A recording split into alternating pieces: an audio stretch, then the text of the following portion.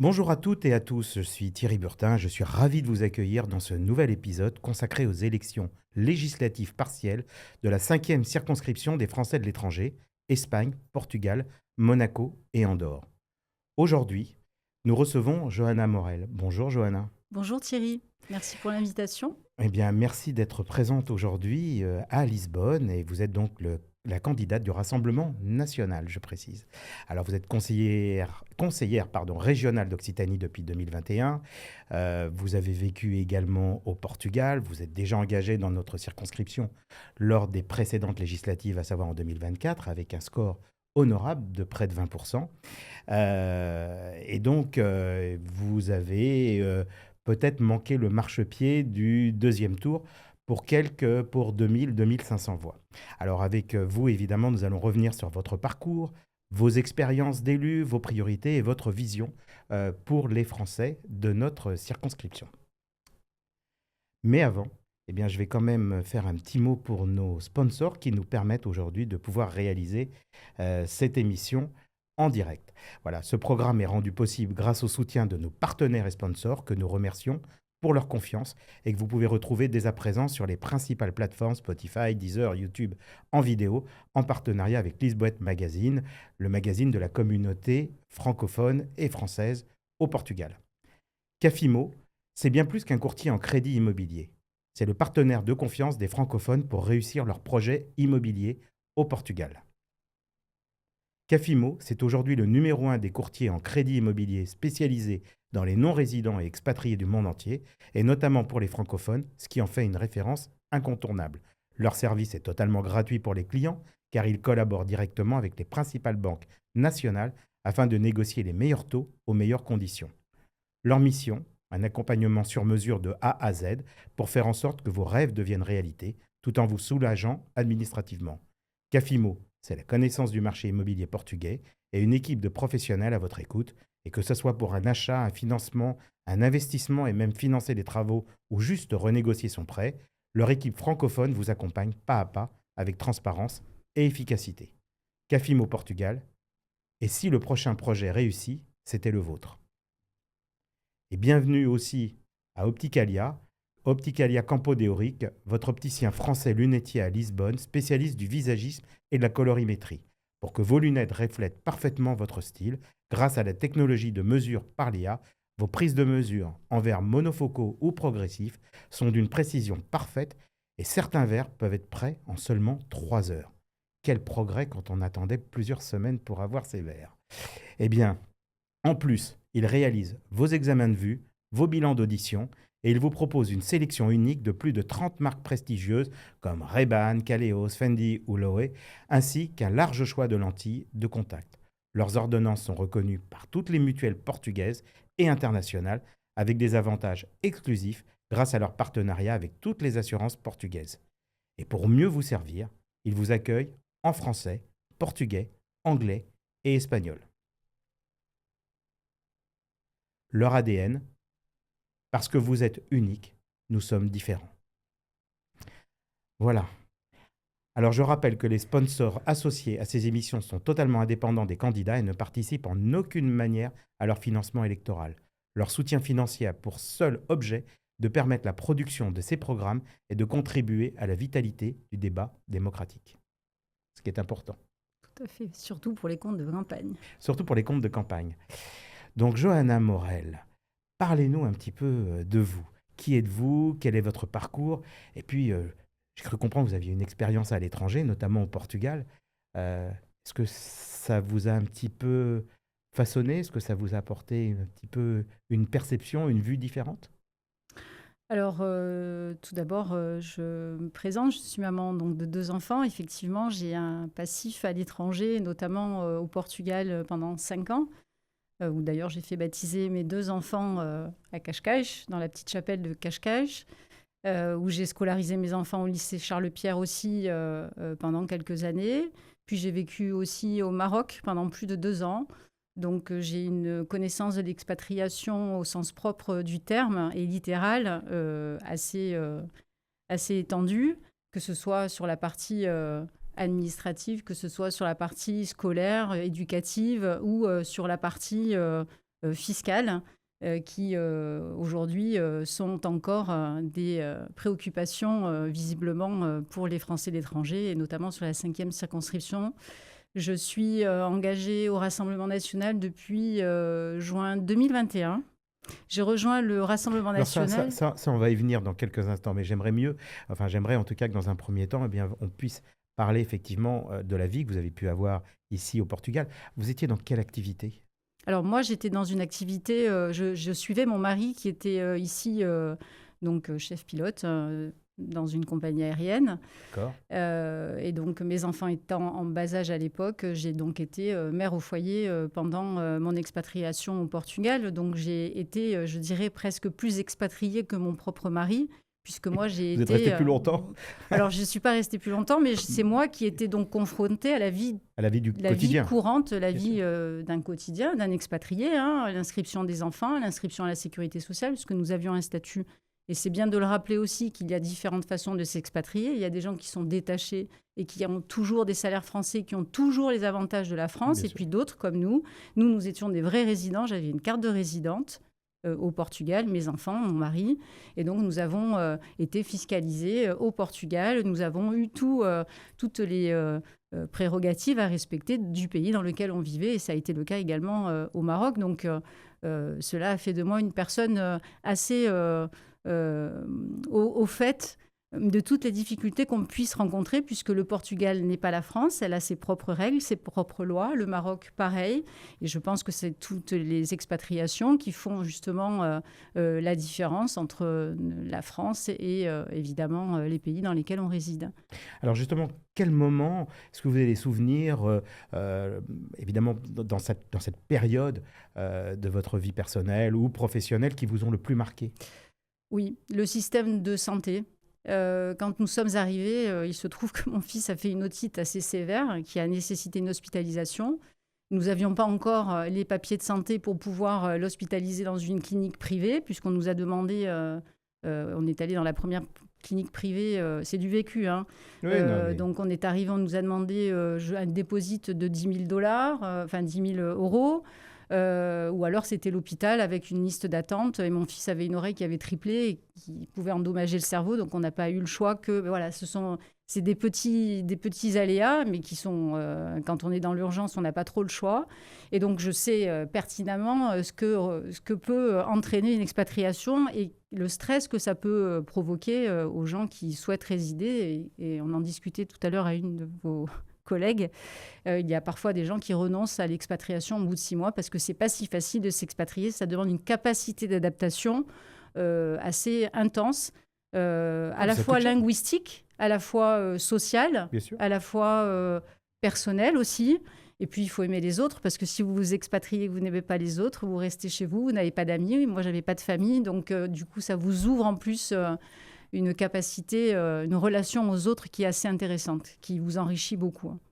Alors justement, en dehors de la politique, on va y venir, on va en parler bien entendu, mais quels sont un petit peu, qu'on vous découvre un petit peu mieux, Johanna Morel, quelles sont vos passions, vos centres d'intérêt?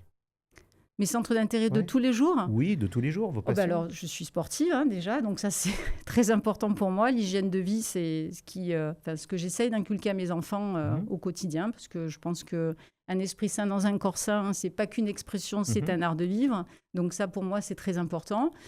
Je suis passionnée de politique parce que je considère que... Vous êtes née dedans ou... Alors, je ne suis pas née dedans, mais je crois que je suis quelqu'un de très combatif. Je suis quelqu'un qui aime bien agir. Je ne suis pas quelqu'un qui est passif. C'est-à-dire que très jeune, vous avez été... J'ai toujours été engagée. Oui, j'ai toujours été engagée. J'ai été déléguée de classe dès la 6e jusqu'à quasiment la terminale. J'ai été...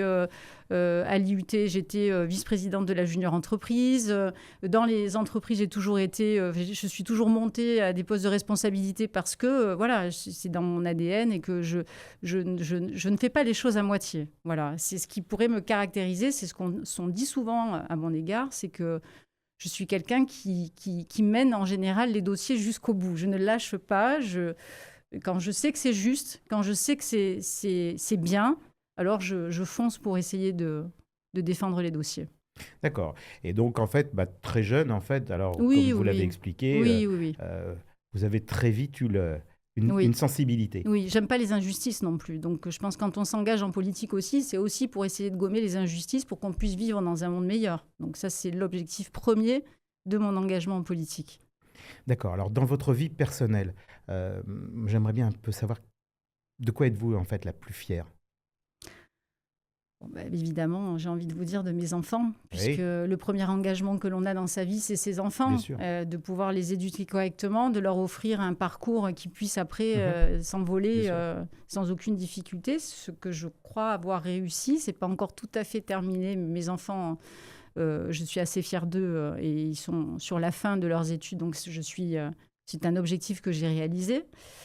Dont je suis fière, beaucoup de choses, d'avoir été expatriée, j'en suis très fière. Souvent, on m'a dit mais pourquoi tu pars? Il y a toute la famille, tu vas nous manquer. Mais ça m'a permis aussi de m'enrichir. Et puis j'aime pas trop parler de ma vie privée, mais j'ai mon père adoptif qui est japonais, donc j'ai aussi de la famille au Japon. J'ai ma demi-sœur qui vit à Tokyo. Donc voilà, c'est toute autre culture. C'est une autre culture. C'est un autre pays, c'est un autre continent. Et c'est aussi ça qui m'a forgée et qui m'a construite en tant que femme. Voilà, donc sur ma vie privée, c'est à peu près tout. Après, j'ai travaillé une dizaine d'années dans l'aéronautique, sur l'aéroport de Nice, en tant que superviseur. On avait un hub là-bas pour une compagnie aérienne. Et puis après, j'ai travaillé dans la banque, à la BNP. Totalement différent. Complètement différent.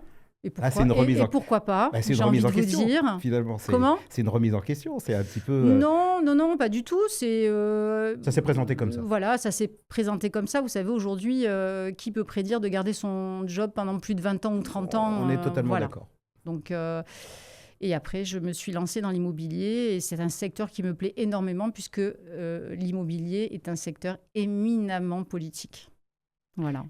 C'est-à-dire préciser un petit peu. Écoutez, j'ai travaillé dans la promotion immobilière. Donc dans la notion commerciale. Alors notion commerciale, oui, c'était sur des partenariats, mais quand je dis éminemment, c'est-à-dire avec les communes ou avec les régions. Disons qu'on est lié avec toutes les collectivités qu'il y a autour depuis la construction jusqu'à la vente, et puis aussi aujourd'hui on est aussi sur la réalisation de projets. Tout à fait, oui.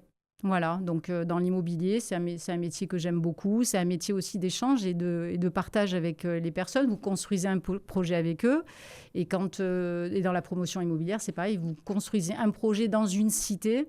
Et c'est là où je dis que c'est éminemment politique. Vous ne pouvez pas construire un projet si vous n'êtes pas en collaboration avec l'ensemble des élus et des personnes de la cité pour qu'on puisse faire... Exactement, tout à fait. Donc la politique dans l'immobilier, en grande partie... Donc, j'aurais tendance à dire qu'on pourrait vous définir comme une négociatrice. Ou en tout cas, personne qui permet de fluidifier peut-être une relation avec les différents partenaires.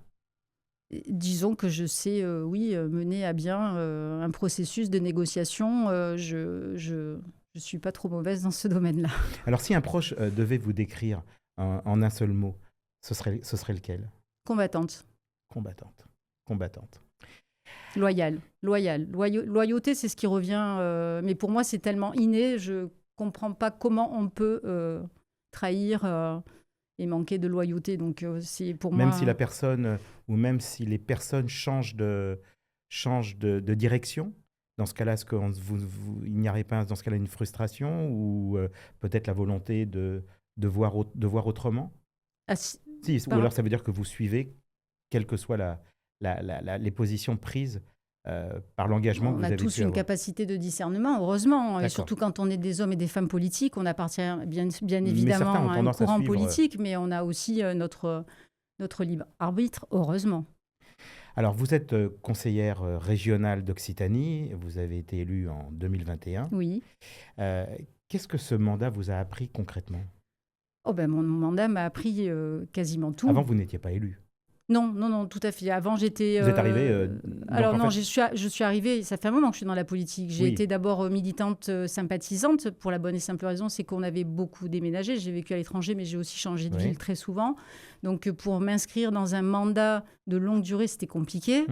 Mais j'ai toujours participé à des actions politiques sur le terrain, notamment à Casablanca. Lorsque j'habitais là-bas, je faisais partie du bureau des Républicains sur la partie communication, réception des personnalités politiques. Donc, j'ai toujours été engagée où que j'ai pu être, quel que soit le temps que je sois restée. Voilà. Mais je n'ai pas pu m'inscrire dans la durée sur un mandat parce que je n'étais pas fixe et que je ne restais pas suffisamment longtemps. Vous avez un mandat, vous devez l'honorer jusqu'au bout. D'accord. Donc, vous avez parlé tout à l'heure que vous étiez donc LR, en fait. Et puis après, vous avez changé. Oui, j'ai changé. C'est quoi le... Écoutez, pour moi, ça a été d'une évidence. Ça a été une évidence. Ça a été un choix totalement naturel, en fait. Donc vous êtes allé frapper à la porte Je ne suis pas allée frapper à la porte. Je me suis retrouvée à 2 reprises face à des élections où le parti contractait des alliances qui n'étaient absolument pas des alliances contre nature, comme c'est le cas à chaque fois au 2e tour. Et j'ai pris ça pour une trahison, pour moi. Donc on revient à ce qu'on a dit tout à l'heure. Ce problème de loyauté, on peut trouver des consensus. On peut parfois trouver des consensus, même quand on n'est pas d'accord, parce qu'on n'est pas tout seul à diriger un pays, parce qu'on est obligé de prendre en considération la voix de toutes les personnes qui pensent différemment de vous, bien heureusement. Sûr. Et c'est ça aussi la force d'une personnalité politique. Mais lorsque c'est au-delà de l'imaginable, comme ces alliances, moi je considère que quand on s'allie contre nature, qu'on s'allie avec LFI par exemple, on salit la France. Donc les alliances contre nature, les petites magouilles internes pour préserver son poste, pour des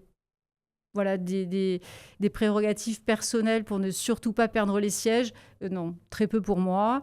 Je voyais la France se dégrader jour après jour. Je voyais mon pays, et aujourd'hui, ça n'a pas changé, puisqu'on a toujours les mêmes au pouvoir, bien sûr, continuer à se dégrader dans quasiment tous les domaines, que ce soit les domaines de l'éducation, de l'économie, de la sécurité, de l'immigration.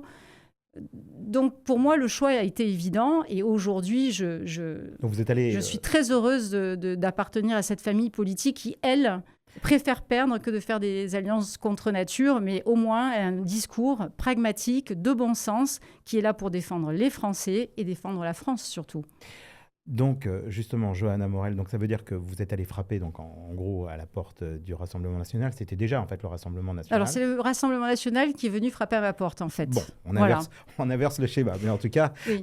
Voilà. Et ils vous ont proposé rapidement de faire partie des listes pour le conseil régional, alors que quand vous habitiez, en fait, sur Toulouse.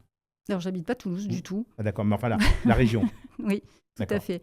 Alors, c'est pas le Rassemblement national qui est venu m'approcher, c'est Jean-Paul Garot, qui est président actuellement de la délégation des députés européens pour le groupe Rassemblement national, dont la présidence est celle de Jordan Bardella, qui m'a proposé, lors des élections régionales en Occitanie, de venir le rejoindre, puisque lui-même avait quitté les Républicains, puisqu'il a été député sous la mandature de Nicolas Sarkozy avec Thierry Mariani.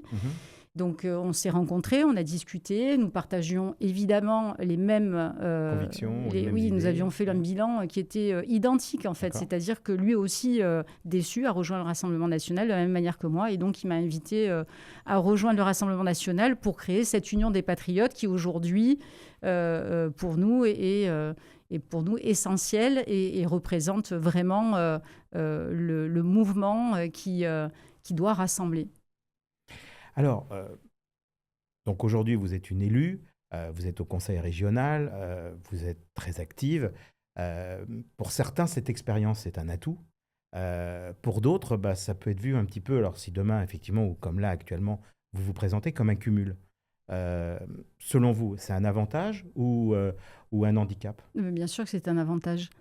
Nous avons en conseil régional des députés européens. Nous avons beaucoup de députés nationaux qui sont conseils régionaux dans des différentes régions de France et qui tiennent des circonscriptions. Il n'y a absolument rien dans la loi qui l'interdit. Il n'y a absolument aucun cumul de mandats. C'est un cumul de mandats, mais qui est, à mon avis, un cumul nécessaire pour la connaissance du terrain.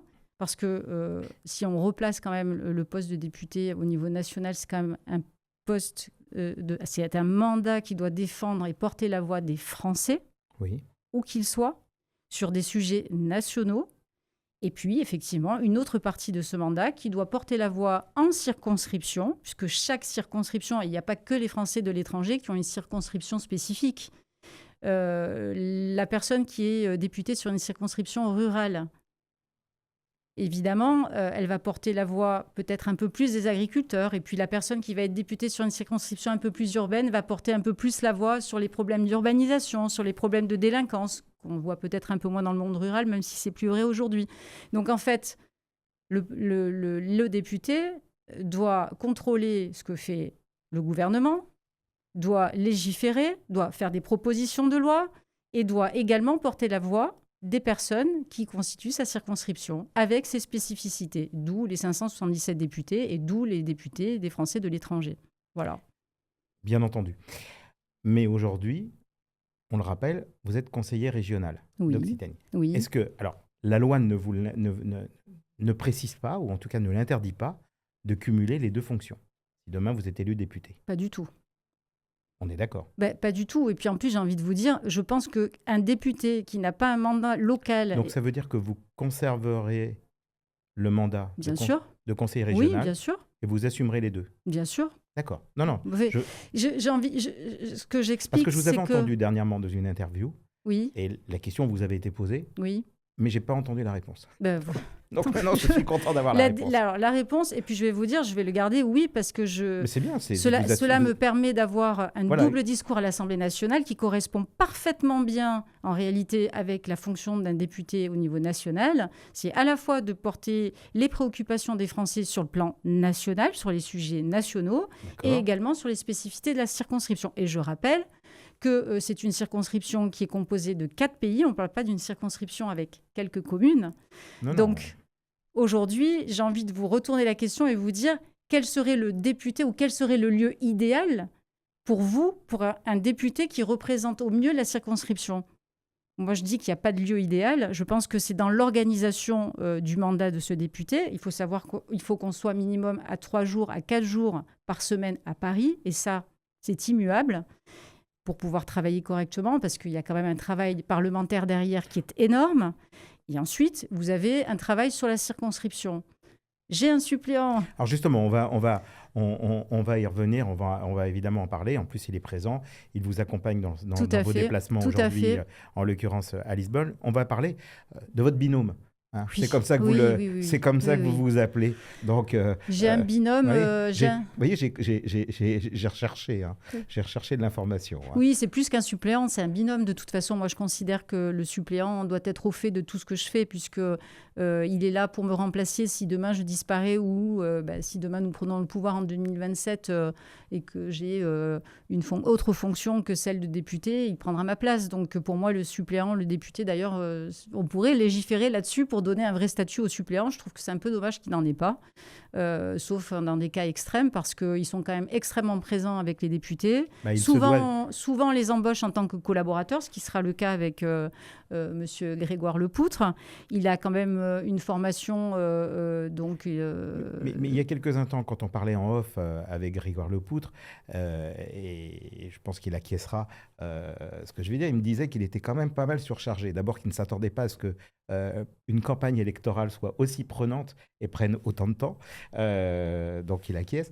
Et derrière, il a aussi ses activités professionnelles. C'était un petit peu, et on en parlait il y a quelques instants. Comment être capable de pouvoir manager tout ça? Écoutez, je vais lui laisser... je lui poserai la question lors d'une prochaine interview. Mais en tout cas, voilà, moi, c'est déjà la question que je pourrais lui poser. Voilà, mais après, on a des collaborateurs qui sont aussi là pour nous suppléer, pour faire tout le travail législatif à Paris. Le suppléant fera ce qu'il peut par rapport à son activité professionnelle. Compte tenu de sa formation initiale, il a été diplômé sciences politiques, je pense que peut-être il sera capable de faire les deux activités en même temps, au vu des capacités qu'il a. J'ai aucun doute là-dessus. Et je crois que oui, c'est quelqu'un de passionné. Après, il faut quand même rappeler qu'on ne peut pas faire que de la politique. Il faut aussi penser à sa vie professionnelle. On a des familles, on faut les nourrir. On a besoin, exactement. Donc, Monsieur Grégoire Lepout, si nous sommes élus demain, peut-être réorganisera sa vie en fonction, mais bien entendu que ça demande des aménagements. Et c'est là la réactivité des députés. C'est que vous êtes député un jour et puis parfois, tout à coup, les événements font que vous ne l'êtes plus. Donc il faut, ce qui est le cas aujourd'hui, ce qui nous amène justement à avoir une élection partielle. Voilà.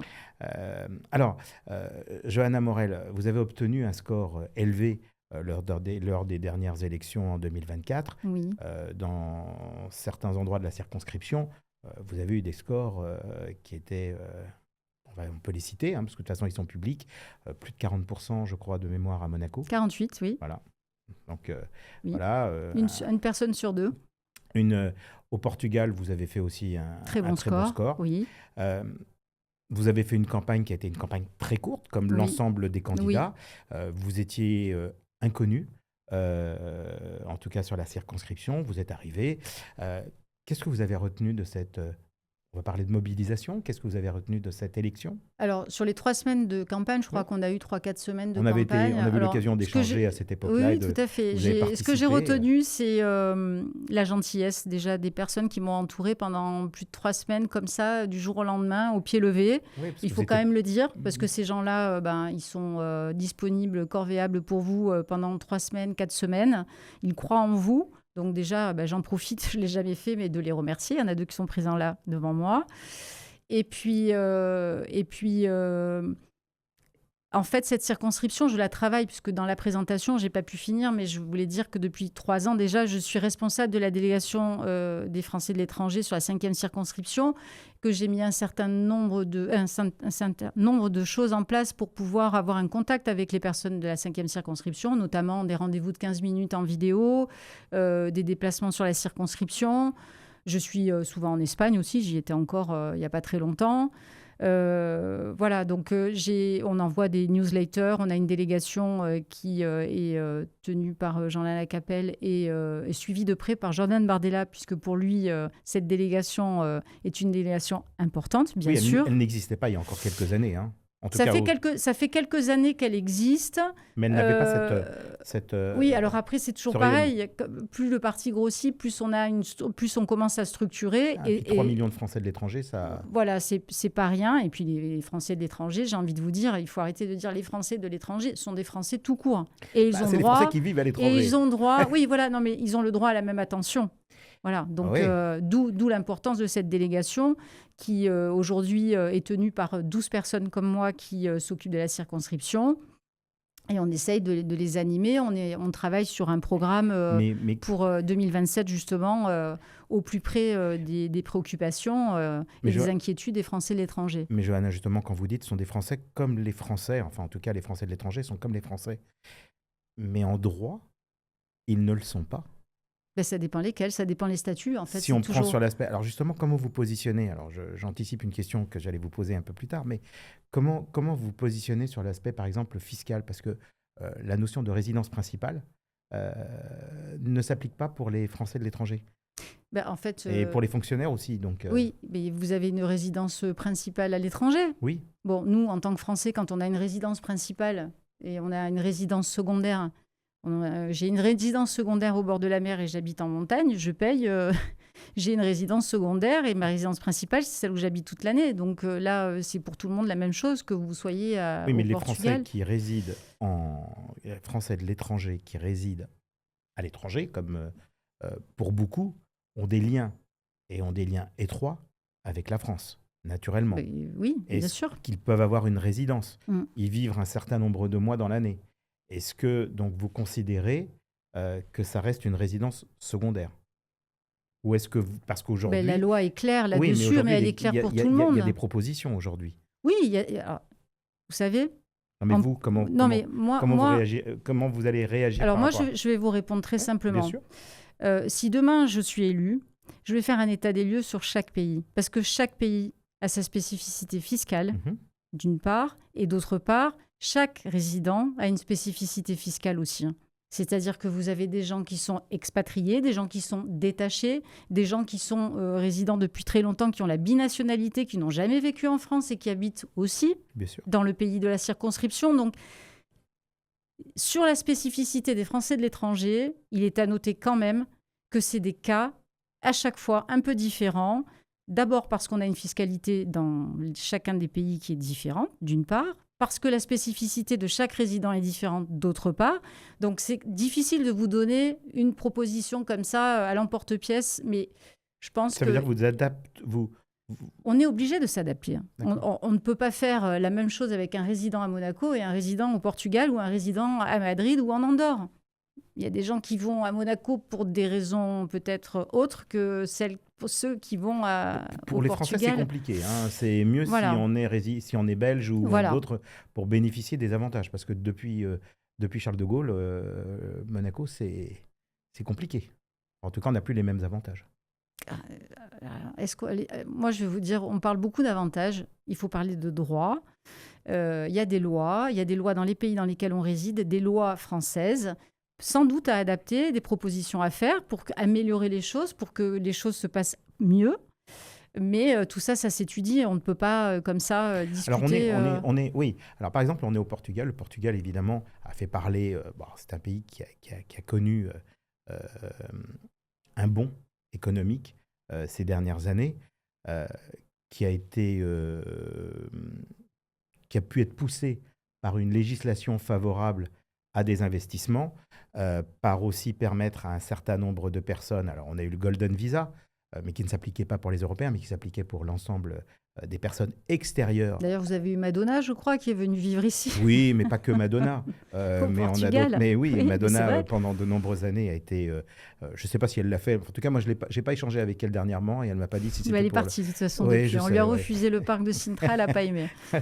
C'est son fils qui joue au football ici et qui était pris dans le... Voilà, c'était la raison, en fait. Si j'ai bien compris, elle était venue parce que son fils avait été sélectionné par un des clubs connus et reconnus de couleur rouge, vous voyez. Oui, Benfica, voilà, oui. Exactement, voilà. Donc voilà. Il y a des pays comme le Portugal, il y a des pays qui, sur le monde de l'entreprise, comme l'Irlande, ont eu ce qu'on appelle, ont fait une législation favorable aux entreprises, comme le Portugal a fait pour les particuliers avec le RNH. Est-ce que c'est quelque chose qui vous choque ou, compte tenu de la France aujourd'hui, est-ce que c'est quelque chose qui, pour vous, pourrait être applicable demain ? Certains pays européens l'appliquent, l'Italie l'applique, la Grèce l'applique. Est-ce que ce serait quelque chose que vous voudriez favoriser ou pas ? Alors moi, encore une fois, je ne sais pas que je ne veux pas répondre à la question, mais moi, j'ai besoin d'étudier un dossier avant de vous répondre comme ça, vous dire tout blanc ou tout noir, j'en sais rien. C'est tellement spécifique. Et d'ailleurs, puisqu'on parle de fiscalité, je vais ajouter que mon suppléant, c'est sa spécialité. Donc, je serai très au fait et extrêmement bien conseillée si demain on avait à travailler sur une loi concernant la défiscalisation et concernant la fiscalité, absolument. On est reconnu comme étant le pays ayant le plus de charges sociales, fiscales. Donc, croyez-moi, nous ferons du mieux possible pour trouver des solutions adaptées à chaque pays. Puisqu'encore une fois, on parle de la 5e circonscription, mais la 5e circonscription, c'est 4 pays avec 4 lois, 4 législations différentes. Donc, c'est pas aussi simple que ça. On ne parle pas que de la France. Oui.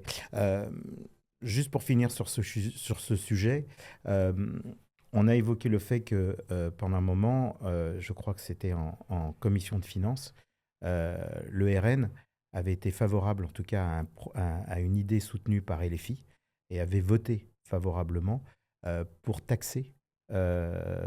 une taxation des Français de l'étranger et appliquer le régime universel, la fiscalité universelle. Alors ça, je ne sais pas d'où vous le sortez. Parce que dans notre circulaire que vous allez recevoir, vous êtes résident, oui. Vous allez recevoir, on est totalement contre l'impôt universel. Et d'ailleurs, j'en profite, puisque j'ai l'antenne, de rétablir un peu des contre-vérités. Non, mais parce que justement, vous avez reçu, et 82 000 personnes, et ça, je tiens quand même à le dire, ont reçu un questionnaire de la part de la candidate macroniste, Nathalie Cogirat. Totalement Vous parlez de Nathalie Cogirat. Nathalie Vogetta, je ne sais pas. On ne la voit pas, on ne voit que la personne qui a été qui est inéligible aujourd'hui pendant 1 an, et je ne l'ai pas encore vue ni entendue, mais ça doit être sans doute, les dépôts de candidature n'ont pas été faits, mais en tout cas, cette candidate macroniste, ou LR macroniste, on ne sait pas trop, a fait un questionnaire mensonger sur 2 points. D'accord. Le premier, c'est de dire que le Rassemblement national était pour l'impôt universel. Ce qui reviendrait à dire de taxer 2 fois les Français de l'étranger. Donc, je vous le dis à l'antenne, que les auditeurs m'entendent bien, et je profite vraiment de ce moment pour vous dire c'est faux, archi faux. Premier point. Deuxième point. C'était pour ça que je vous posais la question. Voilà, mais je vous remercie de me la poser. Vraiment, je vous remercie parce que j'allais oublier d'en parler. Et le deuxième point, c'est sur la binationalité. Alors moi-même, ayant une sœur binationale, je me sens un petit peu concernée par ce genre de choses. Et quand je vois dans le questionnaire que cette macroniste, qui quand même, si vous voulez, a un bilan, enfin son gouvernement et son parti et son mouvement a un bilan aussi désastreux, se permettent de dire des choses mensongères, ça c'est minable. Mais en plus, la binationalité est inscrite dans la loi depuis 1973 et elle n'a jamais été remise en cause par le Rassemblement national, et elle n'est absolument pas aujourd'hui force de proposition du groupe Rassemblement national. C'est-à-dire que vous reprenez les propos qu'avait tenus Jordan Bardella, oui, lors des précédentes élections. Absolument.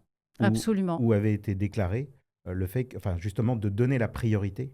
C'était ça, hein, ce qui a amené en fait à ce débat-là, c'était de dire que vous donniez la préférence à un Français, c'est ça, pour la fonction publique. Et pour d'autres. Et quand vous êtes binational et que vous êtes français, franco-espagnol. Oui, mais il y avait. Quand vous êtes franco-japonais, quand vous êtes franco-espagnol, vous êtes français. Oui. Donc la question ne se pose pas. Mais en Espagne, tout dernièrement, la binationalité était compliquée. On n'arrivait pas à l'obtenir. Je pense que. Non, mais c'est vrai. Tout à fait. Mais c'était bien un vrai sûr. problème. Alors qu'on est en Europe. Bien sûr. On est dans tout à fait. On est dans ça, une union. Ça, c'est un autre sujet. Nous ne sommes pas contre la binationalité. Maintenant, la difficulté pour la binationalité, ça, c'est un autre sujet. Mais voilà, je tenais à rétablir la vérité, d'autant que je suis vraiment concernée. On a bien compris. Et je peux vous dire encore plus concernée, puisque le Japon refuse la binationalité. Et ma sœur est japonaise. On a la même maman et elle n'a pas le droit d'être française et japonaise. Ça ne m'étonne pas, parce que quand on a la chance d'avoir été au Japon, on se rend compte qu'en fait, ils vivent quasiment en vase clos. Oui, alors après... alors moi, je n'ai pas pour habitude de critiquer les peuples. Moi, je pars du principe... C'est juste l'impression que l'on a. Oui, bien sûr. Mais c'est un pays magnifique culturellement. Moi, je pars du principe que chaque peuple a le droit d'avoir sa souveraineté, d'avoir ses propres lois, et on doit les respecter. Et si on n'est pas content, on ne vit pas dans le pays dans lequel on est. Point. Ça, je l'avais déjà entendu. Maintenant, c'est vrai que la binationalité, en plus, quand j'ai lu ça, me tient plus à cœur peut-être que d'une autre candidate, c'est que ma sœur a dû faire un choix lorsqu'elle était à Tokyo, à l'âge de 18 ans, entre la nationalité japonaise et française. Donc elle a dû abandonner la nationalité. Alors en France, elle est binationale. Mais elle le reste parce qu'en fait, elle ne perd pas la nationalité. Absolument. Mais parce que la France fait partie des quelques pays qui permettent de ne pas perdre la nationalité. Et justement, c'est un trésor. Il faut le garder, il faut le conserver. Donc, bien entendu, si les auditeurs m'écoutent, on n'est pas du tout contre la binationalité. Donc on a bien compris que sur le régime universel, sur la fiscalité, vous êtes 100% contre. Oui. Donc ce qui a pu être dit, entendu et repris par la presse, parce que ça a été le cas, comme quoi le Rassemblement national en commission des finances avait été favorable et avait voté quasiment avec la proposition de LFI de taxer à la source, et donc en fait de considérer que tout Français qui résidait à l'étranger, mais qui avait moins de 10 années passées à l'étranger et qui était dans un pays avec une fiscalité plus intéressante, devait rester... Là, vous rentrez dans les détails des détails. Non, mais pour l'expliquer aux gens. Oui, les gens ont besoin de non, mais savoir la question sur la partie fiscale, on y a répondu précédemment. Sur la partie de la binationalité, c'est clair. Sur la partie de l'impôt universel, c'est clair. Et je tiens vraiment à rassurer tout le monde là-dessus, parce que quand on tient des propos mensongers comme ça, c'est parce qu'on n'a pas de fond, puisque c'est sûr qu'aujourd'hui, si elle devait faire état... Donc, ce sont des propos mensongers, on le confirme clairement. Ben oui, tout à fait. Et puis quand on fait état qu'est-ce qu'elle pourrait faire d'autre que d'attaquer ses adversaires, puisqu'elle a un bilan absolument désastreux. Si elle commence à faire un bilan de la Macronie depuis 8 ans, excusez-moi, je ne sais même pas comment on peut encore se présenter sous l'étiquette macroniste. Elle est apparentée. Écoutez, elle passe son temps à l'Europe à travailler sur des dossiers avec Valérie Hayé, Valérie Hayé, c'est un peu la Anne Hidalgo des députés européens. Bon, voilà, après les auditeurs comprendront ce que je veux dire par là. Mais si elle a autant de capacités que Valérie Hayé ou Anne Hidalgo, quand on voit l'état de la ville de Paris... Johanna Morel, qu'est-ce qui vous distingue le plus de vos adversaires dans cette campagne ? Qu'est-ce qui fait votre différence ? La différence, on n'a fait que en parler depuis le début de mon interview. C'est une candidature qui ne trahira pas... les convictions. Non, qui ne trahira pas ses électeurs. On part sur un programme dont l'objectif principal, parce qu'on n'a pas parlé du programme, on a parlé des Français de l'étranger, on est là pour ça, mais il y a aussi des sujets nationaux qui sont importants. Et que le Rassemblement national propose. Voilà. Alors justement, vous avez mis en avant tout à l'heure, on en a déjà parlé, votre binôme. Donc, on va le dire, on appelle le suppléant dans l'aspect électoral. Il est ici présent, donc avec Grégoire Lepoutre, qui est basé, lui, à Madrid, mais qui est entrepreneur. Vous avez émis évidemment l'idée de permanence itinérante. Oui. C'était un de vos thèmes. Comment allez-vous concrètement organiser cette proximité avec les électeurs ? Alors, deux choses. La première... la circonscription est grande. Oui, bon, alors après... Est-ce que vous allez venir vivre ? Parce que j'ai lu... Alors, j'aimerais... J'ai lu quelques lignes en disant... mais alors ça, c'est vrai ? Le Portugal, oui, ça reste... Lisbonne reste ma ville de cœur. Vous avez gardé quand même des relations ? Oui, j'ai des amis qui vivent là-bas. Qui vivent ici, parce que là, on est à Lisbonne. Oui, qui vivent là-bas à Cascais, à Carcavelos, juste à côté. Qui vivent... qui vivent pas loin. Et puis, ça fait un petit moment que je cherche, mais j'avoue qu'entre le moment où j'y étais et le moment où aujourd'hui les prix ont tellement... changé, les prix ont grimpé. Oui, c'est peut-être le résultat de la fiscalité applicable qui a permis de... Oui, tout à fait. Et puis, de toute façon, c'est un pays...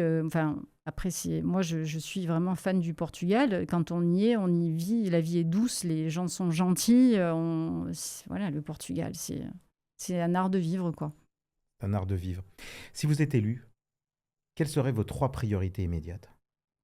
Écoutez, c'est faire tout ce que les précédents députés n'ont pas fait, puisque au regard de toutes les rendez-vous que j'ai faits avec ces compatriotes sur la 5e circonscription, c'est tout le temps, les mêmes choses qui reviennent. C'est-à-dire ? On en a parlé largement, de la fiscalité, les problèmes administratifs pour obtenir une pièce d'identité, un passeport, des documents officiels, vous divorcez... Mais si les autres n'y sont pas arrivés, pourquoi vous y arriverez ? Alors, déjà, je deux... Alors, déjà, c'est juste une question. Oui, bien sûr, mais c'est une très, très bonne question, bien sûr.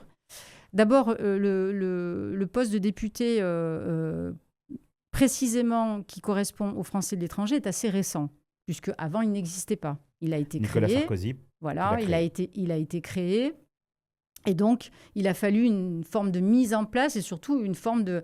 nous aussi, on existe, nous les Français de l'étranger, il faudrait bien qu'on prenne en considération aussi, d'autant que c'est ça dont on ne parle jamais aussi, c'est que le Français de l'étranger est vraiment le porte-parole de la France.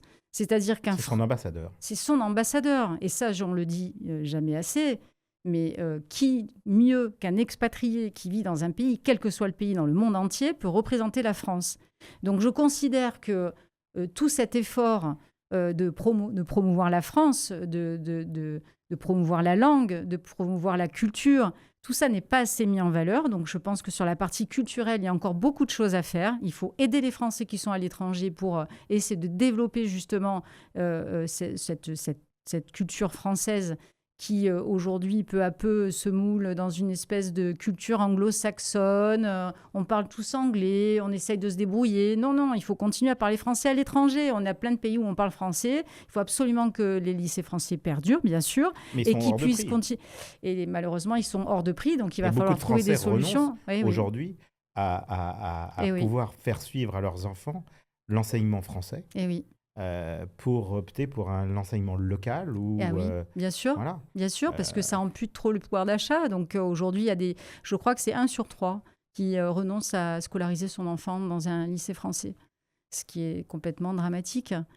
Au regard de ce que l'on donne pour des personnes qui n'ont jamais contribué, qui viennent sur notre territoire en France, c'est 16 milliards d'euros. Alors c'est quoi? Ça veut dire que vous allez distribuer plus On peut distribuer mieux. c'est- Est-ce qu'on ne pourrait pas distribuer dans ce pays de l'argent à des gens qui Mais c'est quoi la apportent de la valeur ajoutée, à la fois culturelle, linguistique, diplomatique, économique, des Français qui s'engagent à l'étranger dans des entreprises? Mais la France n'a plus autant d'argent qu'elle n'a pu en avoir il y a quelques années. L'argent, il y en a encore. Et il faut juste un peu mieux le distribuer.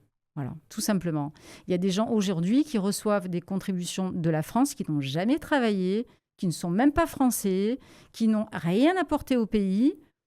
Vous connaissez beaucoup de pays comme la France? Vous pouvez me citer un pays? Est-ce que si demain... Vous dites donc que nous sommes un pays généreux.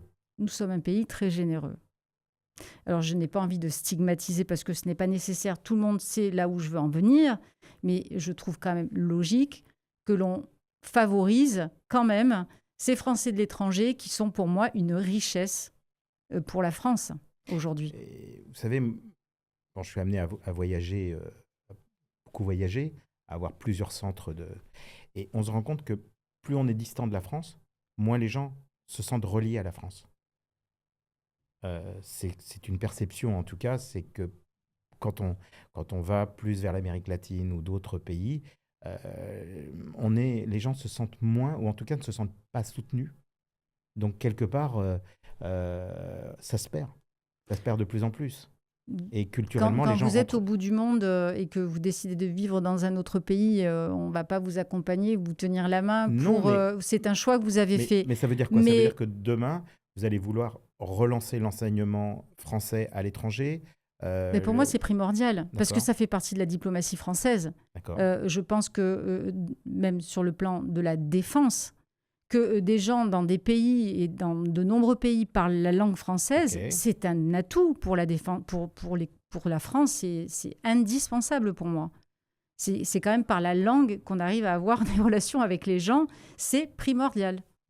Bien sûr, c'est primordial. Il faut préserver, il faut le conserver, il faut absolument faire en sorte que, justement, on déploie un maximum de moyens pour conserver tout cela, bien sûr. Alors, vous avez parlé du problème des passeports, vous avez les consulats, comment vous voyez les choses, Les consulats, Parce qu'aujourd'hui, on l'a déjà abordé, c'est un sujet permanent. La France a de moins en moins de consulats général. Donc aujourd'hui, ce sont des consuls honoraires qui représentent la France. Ces consuls honoraires ont une fonction relativement limitée, qui pourrait être étendue facilement. C'est-à-dire que ces consuls honoraires ne peuvent pas faire les passeports pour les Français de l'étranger.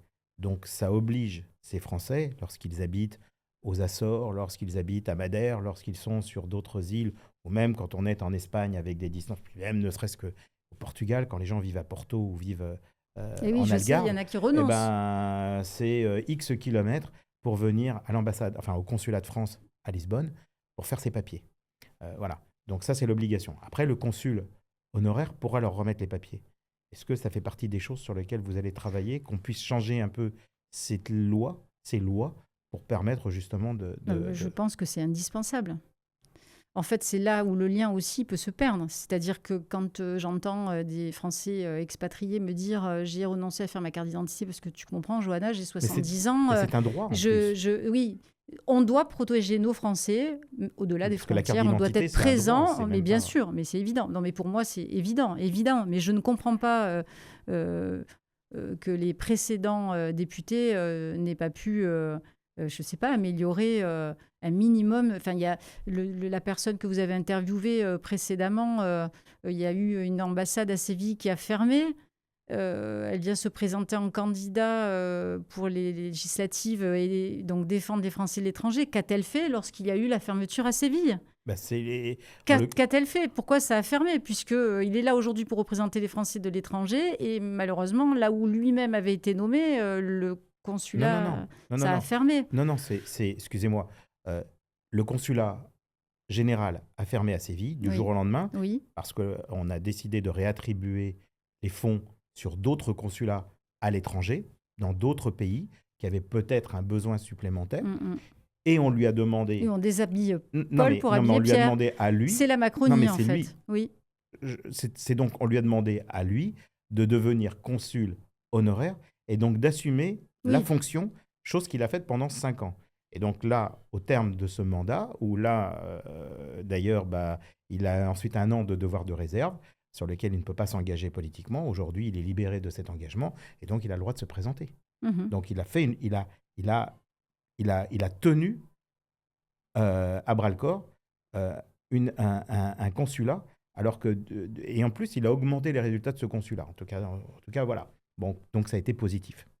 Oui, Pour dire les choses. donc Mais comme vous beaucoup touchez du doigt les problèmes consulaires, Mais il c'est-à-dire y en a partout. qu'aujourd'hui, Mais bien sûr, mais pourquoi ne pas ça leur doit donner être plus de une fonctions priorité. Bah oui. Et donc, si demain vous êtes député, j'espère que ce sera en tout cas Mais une... oui, bien sûr, parce que c'est inadmissible que... Mais il n'y a pas que ça qu'il y qui ait est... pas- Mais Oui, voilà, mais je sais, tous savez, les papiers aujourd'hui, administratifs, la lenteur vous administrative. savez, un Français qui demande à changer un relevé d'identité Ouais, bancaire je sais. à un organisme de sécurité sociale en France, qui vit à l'étranger, Oui, c'est compliqué. eh ben, Même les appeler, je c'est ne sais même pas compliqué. ce que veut dire Internet, parce que pourquoi on ne peut pas le faire directement alors qu'aujourd'hui, on a soi-disant la possibilité, grâce à l'identité numérique, Oui, de tout à pouvoir fait. effectivement le Oui. faire.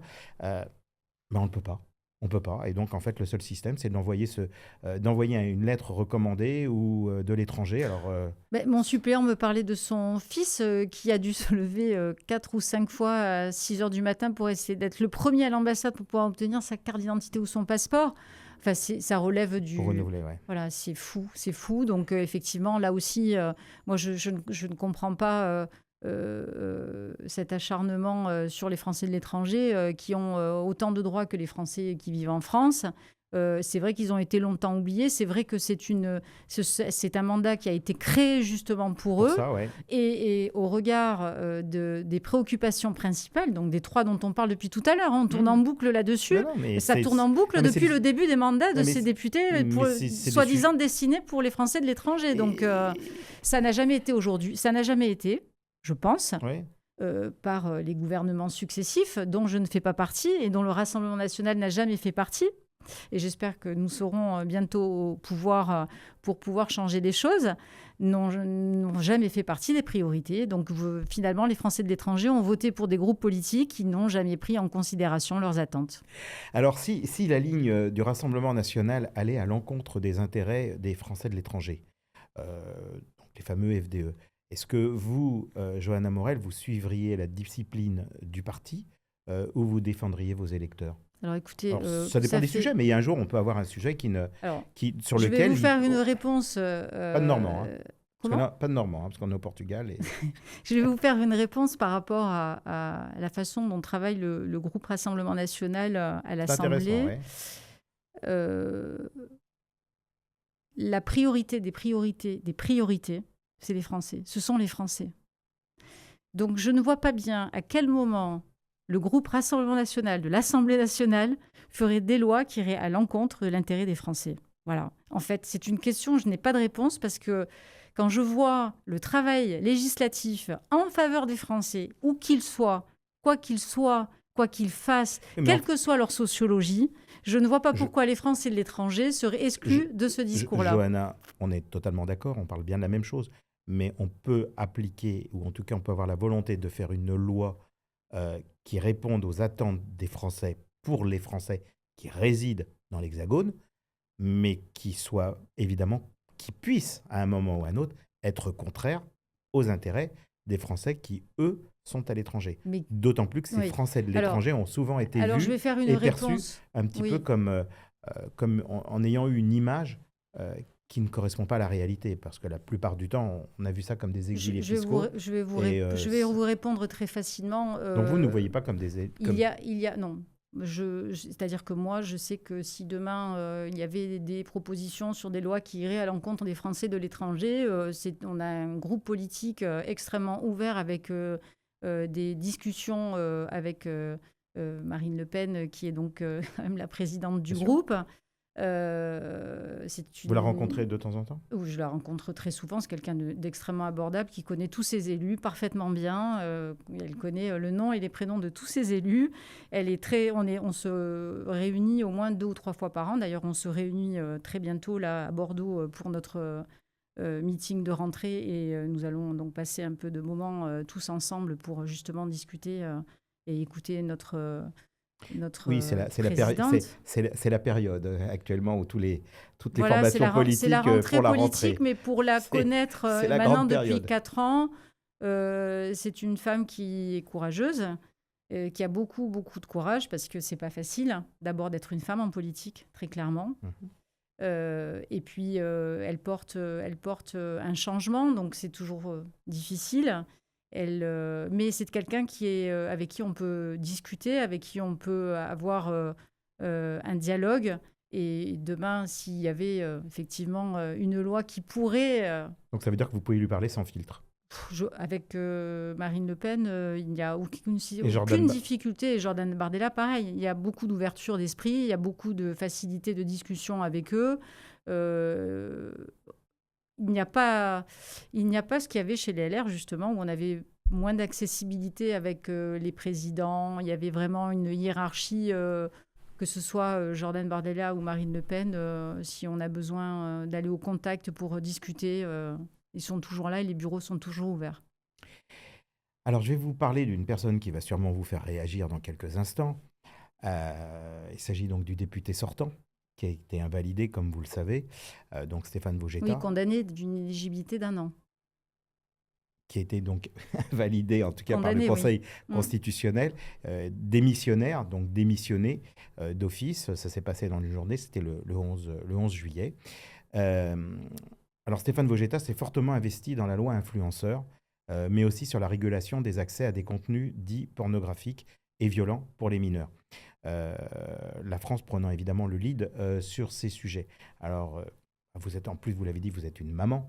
Est-ce que vous allez continuer sur cette voie qu'il a entreprise, si demain vous êtes élu député, ou alors est-ce que vous allez préférer développer de tout autre sujet et ne pas donner suite à ce qui a déjà été développé? C'est un sujet qui, je crois, a été voté à l'unanimité, puisque ça concerne tous les Français. Nous, au Rassemblement national, contrairement aux autres partis, lorsqu'il y a des lois qui sont transpartisanes et qui permettent d'améliorer la vie des Français, bien entendu que nous votons, ce qui n'est pas le cas du groupe LFI et souvent la Macronie.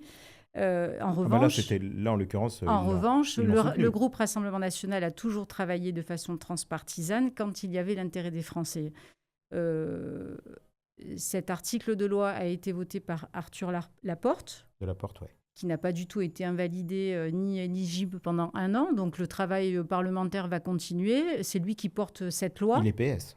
L'ancien député de la 5e circonscription n'était que co-signataire. Donc, pas de problème de continuité dans les propositions de loi. D'accord, donc vous continuez, vous considérez que ce qui est fait sert l'intérêt public et donc à partir de là, il n'y a pas de problème. C'est une loi qui a été votée. C'est une loi qui a été votée et qui était pour le bien de tous. Donc oui, bien entendu. Et on peut aller encore plus loin dans la loi, bien sûr. Mais enfin, donc vous pourriez très bien continuer. Alors aujourd'hui, je vais quand même peut-être me concentrer un peu plus sur les Français de l'étranger parce que ça concerne l'ensemble. Il y a quand même, oui, voilà. C'est toute la difficulté de ce mandat. On touche du doigt, et c'est là où je veux en venir, c'est que nous touchons du doigt exactement là la difficulté d'un député dont le mandat est national et qui a à la fois la charge d'une circonscription avec ses spécificités et à la fois les Français avec les projets, les sujets nationaux qui sont aujourd'hui mis à mal, où la difficulté aujourd'hui de redresser le pays est quand même la cause principale du travail des parlementaires aujourd'hui. Justement, tout en essayant de garder... Johanna Morel, justement, si en tant que peut-être futur parlementaire, vous auriez aimé siéger dans quelle commission ? Alors moi, j'aurais bien aimé siéger dans la commission économique. Bon, voilà. C'est l'influence de votre binôme ? Non, pas du tout, parce que je suis plus portée sur tout ce qui est travail, évidemment, valeur ajoutée, de pouvoir simplifier un petit peu l'administratif des chefs d'entreprise qui aujourd'hui se plaignent de taxation et surtout de strates administratives qui sont devenues insupportables et insurmontables, qui parfois prennent plus de temps que l'activité elle-même. Donc voilà, et que je pense que si l'activité économique de ce pays repartait, il y aurait peut-être d'autres maux qui s'estomperaient. Et en fait, si vous voulez, la facilité pour financière moi, aujourd'hui, si tout le monde avait un travail et tout le monde pouvait vivre dignement, peut-être que la France irait mieux. Donc c'est pour moi une voie importante. On a parlé tout à l'heure de la scolarité, on a parlé évidemment un petit peu du lycée français, ou en tout cas du système français mis en place dans les différents pays. On n'a pas parlé des bourses scolaires, qui sont un sujet. Je crois que c'est un des sujets que vous défendez. Comment agiriez-vous pour réduire les frais et améliorer l'accès aux bourses? Parce que c'était un de vos sujets. En tout cas, un de vos... Là, on touche la loi ou les modalités. C'est pas moi qui l'ai écrit, c'est vous. Je pense que la première chose qu'on ferait, c'est de faire un état des lieux des modalités d'attribution. D'accord. Voilà, puisque les modalités d'attribution vont permettre à ces parents français qui renoncent parfois de les mettre, de peut-être avec une petite aide, une petite subvention, une petite bourse supplémentaire, pourront les mettre et les laisser dans les lycées français, d'accord, mais par exemple. Ouais. Mais aujourd'hui, c'est compliqué d'obtenir une bourse. Avec le groupe Rassemblement National, ce sera peut-être plus simple si on se met à travailler sur le sujet et qu'on commence à prendre en considération réellement... Tout le monde défend cette idée. Pourquoi est-ce qu'on n'y est pas arrivé depuis... Posez-leur la question. Moi, je n'ai pas travaillé. Je pense qu'ils n'ont pas fait grand-chose, puisque d'ailleurs, si on retiendra du précédent candidat aujourd'hui condamné à 1 an d'inéligibilité, qu'il a travaillé sur une mesure qui, au regard de l'état de la situation de la France et au regard des préoccupations des Français de l'étranger, rien à voir. Alors justement, comme on parle évidemment de la circonscription, et c'est ce qui nous intéresse le plus. Déjà encore, je vous remercie d'être venu nous rendre visite aujourd'hui à Lisbonne. Moi, je suis ravie de vous rencontrer enfin. Eh ben voilà, on se parlait par Zoom interposé. L'année dernière, on a fait une campagne rapide, mais qui était... Oui, je suis très, très contente. Mais qui était sympathique. Hein. Oui. Il y a eu une bonne entente entre l'ensemble des candidats. En tout cas, c'est ce que nous, on a réussi à avoir, et même... sur l'ensemble de la strate politique. Comment voyez-vous l'évolution des relations entre la France et les 4 pays de notre circonscription? Écoutez, pour l'instant, il n'y a pas de problème majeur entre le Portugal, Monaco, l'Espagne. Je pense qu'aujourd'hui, les sujets européens et extra-européens comme l'Ukraine sont quand même des sujets un peu plus essentiels, entre guillemets. Sur lesquels vous avez moins partie prenante. Parce que là, ça remonte plus en fait sur la 5e circonscription, je ne vois pas de sujet majeur, si ce n'est des accords commerciaux qui ont échoué il n'y a pas longtemps, franco-espagnols, que Macron devait signer. Et puis, malheureusement, comme ils sont un peu amateurs dans le gouvernement de Macron, comme souvent, puisque là, pour vous donner la petite anecdote de début de campagne, la préfecture donnait une date d'élection et puis le ministère en donnait une autre. Mais bon, peu importe. D'accord. Donc, ça fait partie de l'amateurisme de ce gouvernement macroniste. Ça s'est fait très rapidement aussi. Oui, non, mais bien sûr. Non, mais je plaisante. Mais les services de l'État sont aussi des... Il y a quand même un peu d'amateurisme, si vous voulez. Il y a beaucoup de choses qui se font sans avoir fait un État... C'est quand même des gens à qui on met quand même beaucoup de pression au quotidien aussi. Et l'administration... Non, mais en plus, c'était pour faire une boutade. Mais ce sont des gens très gentils avec qui on travaille. Et c'est vrai que les pauvres, à chaque fois, ils sont au dernier moment. On leur demande d'organiser toute une campagne. C'est absolument... Et en pleine vacances. Et en pleine vacances scolaires. Total. C'est pas qu'ils savent pas faire, mais enfin, c'est vrai qu'à chaque fois, pris de court... ça aurait été mieux Oui. Mais ils sont toujours là. De faire ça le 10 septembre que de faire ça le 11 juillet. Hein. Oui, mais ils sont toujours là. Et ils sont... Mais pour en revenir au gouvernement macroniste, c'est vrai qu'ils font souvent des lois avant de savoir si elles sont applicables. Et donc, évidemment, il y a quelques couacs. Vous voyez ce que je veux dire? C'est un petit peu comme l'Europe qui vous impose d'acheter des voitures électriques et puis tout à coup, vous arrête les subventions et puis finalement, vous dit on va relancer quand même les thermiques parce que l'électrique, personne n'en veut parce que en fait, personne n'a les moyens d'acheter une voiture à plus de 20 000 €. Et en fait, tout est comme ça depuis le début du mandat macroniste et c'est pour ça aujourd'hui qu'on en est là, quoi. Pour vous, qu'est-ce que c'est qu'un bon député des Français de l'étranger?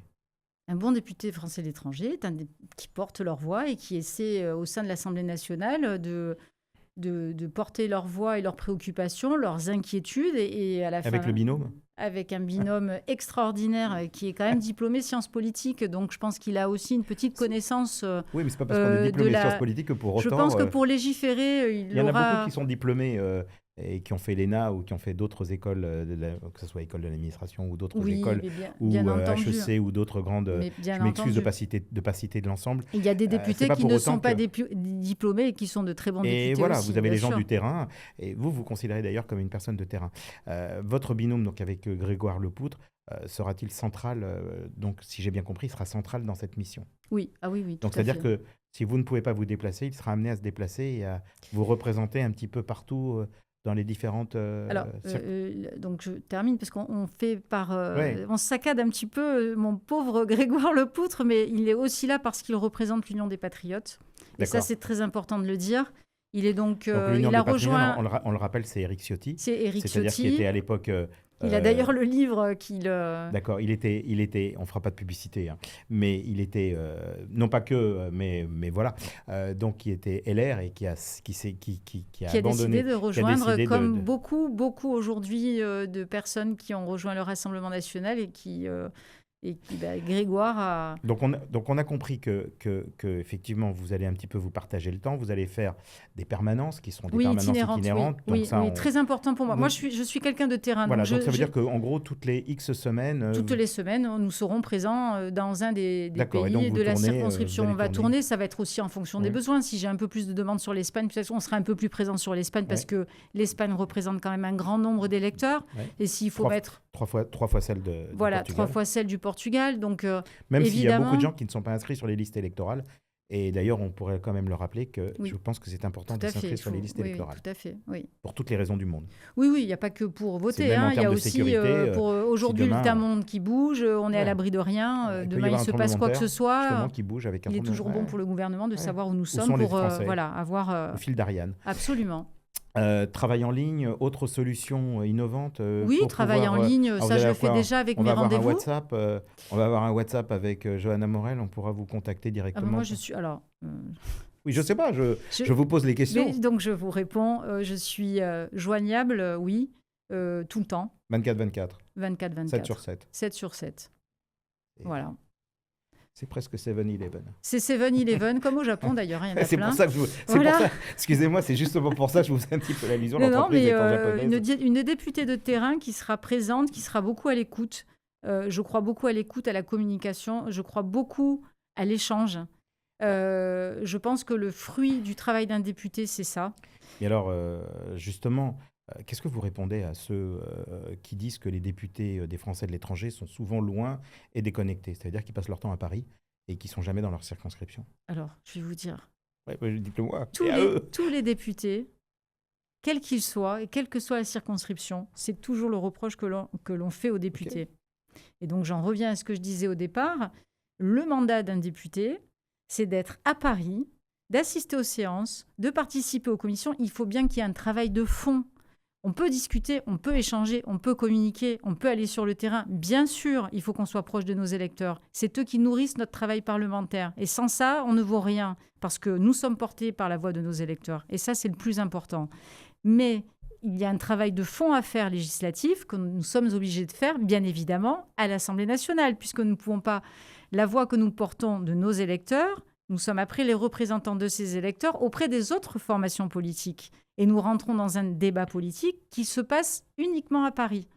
Et le minimum pour un député, c'est effectivement d'être 3-4 jours à Paris pour pouvoir faire un travail parlementaire correct. C'est de se lever tôt le matin pour prendre le premier vol et de rentrer tard le soir. Oui, ou peut-être arriver la veille. Après, chacun s'organise comme il veut. Moi, j'ai la chance d'avoir une latitude. Mes enfants sont grands aujourd'hui pour être une députée hyper disponible. C'était un petit peu ça aussi qui m'avait freinée pendant des années pour faire de la politique à 100%. Aujourd'hui, je suis libre. Mes enfants sont grands. Et donc, voilà, je suis prête pour entamer ce mandat qui demande beaucoup, beaucoup de temps. On l'a bien compris. Quelle est votre vision, Johanna Morel, de la France dans 10 ans et la place de ces communautés à l'étranger? Tout dépendra si, en 2027, le Rassemblement national prend les manettes de ce gouvernement et que les choses changent. Question plus personnelle. Quelle est votre plus grande fierté au niveau de votre parcours? Bah, écoutez, puisqu'on parle de la 5e circonscription, ma première fierté, mon premier échec, c'est de ne pas avoir gagné la fois dernière. Ma plus belle fierté, c'est d'avoir fait 20% sur cette circonscription pour le Rassemblement national. Et je suis certaine que pour cette élection, enfin, je pourrai offrir la victoire à mon groupe Rassemblement national, UDR, avec mon suppléant Grégoire Lepoutre. Plus personnellement, vous n'êtes pas obligé de me répondre, mais qu'est-ce qui vous rend heureuse dans la vie, tout simplement? L'amour. Une belle chose. Si vous pouviez changer une chose dans le monde de demain, ce serait quoi? La bêtise humaine. Vous avez du travail. Oui. Vous pouvez déjà commencer à travailler. Je pense qu'on ne va pas vous voir souvent. Imaginez un électeur indécis. Que lui diriez-vous en une phrase sincère?